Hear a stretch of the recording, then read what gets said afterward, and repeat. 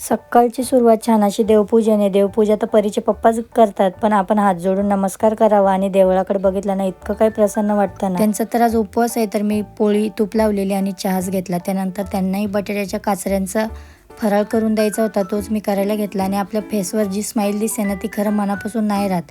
जी smile चेहऱ्यावर राहते ना, पण मनातून आपण डिमोटिवेट राहतो. ते कशासाठी तर कधी कधी ना आपण इतकं मनापासून व्हिडिओ बनवतो आणि सगळं काही वेळात वेळ काढून करत असतानाही आपले व्ह्यूज अचानक कमी व्हायला लागतात. त्याच्याने खरंच मन इतकं काही नाराज होतं ना, असं वाटतं हे सगळं सोडून द्यावं. पण पुन्हा आपल्या पुढं असा एक व्हिडिओ येतो की याच्यात सगळ्यातून बाहेर निघायचा मार्ग दाखवला जातं. हे एक चमत्कार म्हणावा का हे आपल्या मनाला लागणारी गोष्ट म्हणावी, काय मला काहीच कळत नाही. पण ज्या वेळेस मी नाराज होते आणि हे बंद करायचा विचार करते ना, असा काहीसा व्हिडिओ येतो ना, पुन्हा मला अशी ऊर्जा येते. त्यानंतर गाव सोडून शहरात आलेल्या व्यक्तींचं एकच 1 ते 5 मध्ये पेमेंट तर होतेच, पण पेमेंट हातात घेताच ना लगेच वही पण घ्यायला लागते. कारण ना किराणा राहतो, रूम भाडं राहतं, सगळं काही या लिस्टमध्ये करावं लागतं.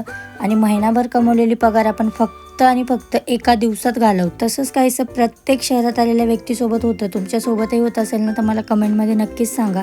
त्यानंतर आता पेमेंट ते झालेलंच आहे, संध्याकाळी डीमार्टला जावं लागेल. कारण काय माहिती जेव्हा पेमेंटचा टायमिंग येतो ना आपोआप डबे खाली दिसायला लागतात. तर मग मला किराणाची लिस्ट करायला मदत मात्र परीच होती. आणि आज इतकी काही क्यूट दिसत होती ना, काय सांगू. मम्मा आज मलाही येल्लो टी शर्ट घाल असा हट्ट केल्यावर मी तिलाही येल्लो घातलाय. आणि तिला हा कलर मी पहिल्यांदाच घातलाय, त्यामुळे तिला इतका काही उठून दिसत होता ना, खरंच खूपच सुंदर दिसत होती. त्यानंतर ती मला सजेशन देत होती का काय काय लिस्टमध्ये टाकायचं आहे आणि काय काय नाही. इकडे किराण्याची लिस्ट झालीच होती, तर म्हटलं चल जेवायला घेऊ. आज जेवणामध्ये काहीच नाही, खूप साधं सिंपल पिठलं आणि मस्त गरम गरम मी भात केला होता. पण पिठलं पाहताच इकडे मॅडमचं तोंड बघा किती खराब झाले. तिला ना अशा गोष्टी काही आवडतच नाही, पण मी तिला सांगते कधी कधी ना ॲडजस्ट करून खावं लागतं.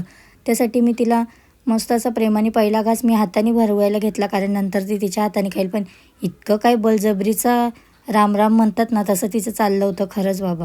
पण मला पिठला भात माझ्या तर मनाचा आहे, त्यामुळे मी तर मनापासून खाल्ला. चॅनलला सबस्क्राईब करायला विसरू नका. बाय.